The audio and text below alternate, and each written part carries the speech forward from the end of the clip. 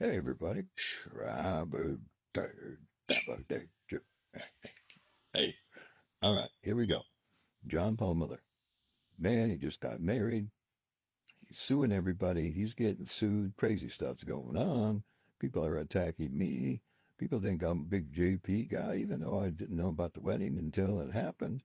And even though I wasn't invited, so you're all wrong again. But let's go through this again because you're all going to hate me for this. But hey, listen. I'm just a journalist. By the way, speaking of investigative journalists, worked together with the Daily Mail the other day out of their international UK division. That was a good time. Helped them put the J.P. Miller wedding photos together. Of course, I did it after the fact, but hey, it is what it is. It's news.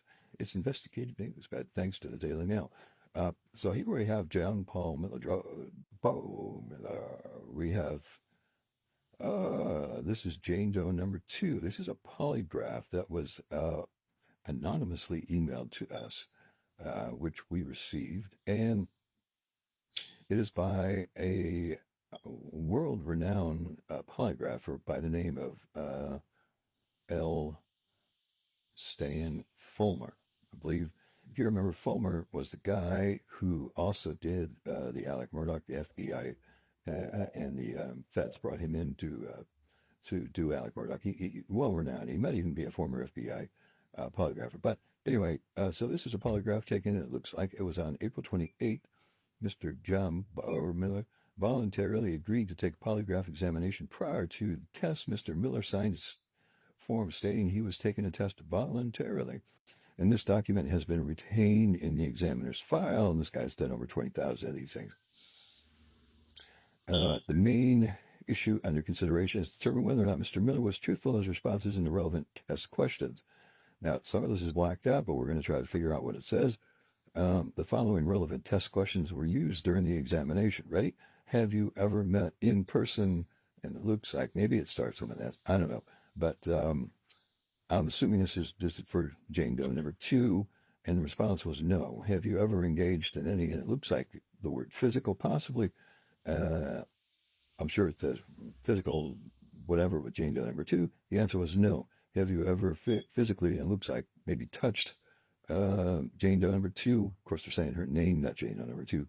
And the answer is no. And have you ever helped, conspired with anyone to bring any type of harm physically or mentally to? And if you remember in Jane Doe, she said that when she was at school there for a few years, that she was harassed and bullied by a lot of people, and that's an awful thing. That certainly happened. But according to this particular document, John Paul Miller's answer was no. He did not help or conspire to have anyone bring any type of harm physically or mentally to Jane Doe number 2. And Mr. Fulmer, the polygraph expert, goes on to say at this time, polygraph examination was conducted to determine Mr. Miller's truthfulness to the relevant test questions that we just read off.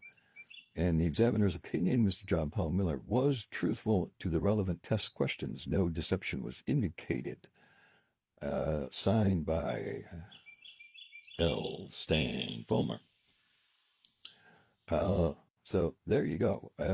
I hear a lot of rumors that there's a Jane Doe 3 coming. And of course, we welcome those. I will do my best to try to uncover the truth, whether that truth goes against John Paul Miller or is for John Paul Miller. I could care less either way. I could care less either way. I am not here to just take a sledgehammer to anybody because everybody thinks that that's the cool thing to do. The cool thing to do is to tell the truth. Now, you may think that that's the truth because everybody's telling you that on social media and some Facebook group or some YouTuber. But when you actually look at the evidence from an unbiased opinion, and I am not biased whatsoever. Met the man one time in church for 10 minutes back in February. That's it. Unbiased whatsoever. I'm just looking for the truth. Whether that is the Jane Doe 1 and 2 are telling the truth, or the Jane Doe 1 and 2 are denying. And I don't know at this point. What I do know is that he took a polygraph test by a experienced FBI polygrapher who the feds have used, who governors have used, and the guy said he wasn't lying. Never met her. So there you go. Enjoy that one. Just can't wait for the hate. All right, see you. Crime Cask.